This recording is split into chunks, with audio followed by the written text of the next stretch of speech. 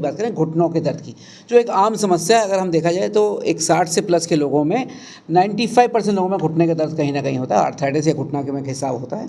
एक नॉर्मल प्रक्रिया, आप पहले बात तो डरिए नहीं कि ये आर्थराइटिस हो गया है मुझे, अब क्या होगा, नहीं, ये एक नॉर्मल एजिंग प्रोसेस है। जैसे आपके बाल सफ़ेद होते हैं, चेहरे पे झुर्रियाँ आती हैं, ऐसे ही आपके घुटने में कहीं ना कहीं घिसाव आ जाता है। हाँ, हम इसको कैसे रोक सकते हैं, कैसे बचा सकते हैं, कैसे आगे बढ़ने से रोक सकते हैं, ये हमारे ऊपर है। उसके लिए सबसे ज़्यादा इंपॉर्टेंट चीज़ है कि एक नियमित आपका वजन रहे। वजन ज़्यादा नहीं होना चाहिए। जितना आप लोड अपने घुटनों के ऊपर डालेंगे, आपके घुटने उतने जल्दी खिसेंगे।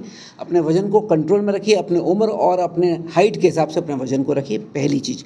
दूसरी चीज़, अपने दिनचर्या में नियमित व्यायाम का यूज़ करिए। आपको घुटनों के कुछ व्यायाम और शरीर को स्वस्थ रखने के व्यायाम जैसे वॉक इत्यादि आपको करने चाहिए।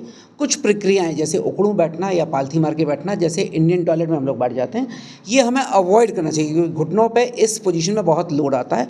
लोगों को होता है कि आज मुझे कमर में यहाँ दर्द हो गया, यहाँ दर्द हो गया, तो ये भी एक बहुत कॉमन सी समस्या है। लेडीज़ में ज़्यादा होती है, जैसा कि अभी आपने बोला, बुजुर्गों में होती है, क्योंकि कहीं ना कहीं हड्डियाँ हमारी कमज़ोर हो रही हैं, हड्डियाँ घिस रही हैं।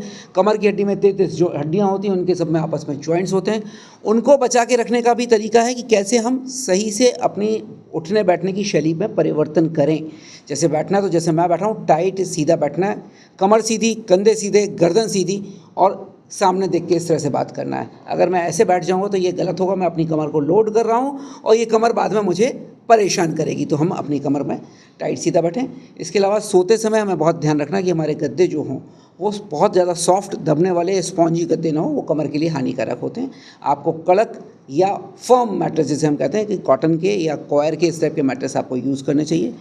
झुक के उठाने वाले काम, ज़मीन पर बैठ के करने वाले कामों को हमें अवॉइड करना चाहिए। जब उम्र बढ़ जाती है तो उसको अवॉइड करना चाहिए, या उसके करने की एक विशेष प्रक्रिया होती है कि हम घुटनों के बल मुड़ें, हम जांघ के बल ही नीचे जाएं, हम कमर की हड्डी या कमर की मांसपेशियों पर जोर देके नीचे ना जाएं, ये ध्यान रखें। और कमर के दर्द के लिए मैं बहुत रिकमेंड करूँगा कि अगर आपको कमर का दर्द परसिस्ट कर रहा है और आप ये सब चीज़ें करने के बाद भी नहीं आपको आराम मिल रहा, तो कृपया एक अच्छे ऑर्थोपेडिक सर्जन से कंसल्ट जरूर कर लें। अपने आप स्वयं दवाई लेके उसको बढ़ाए ना, खराब ना करें।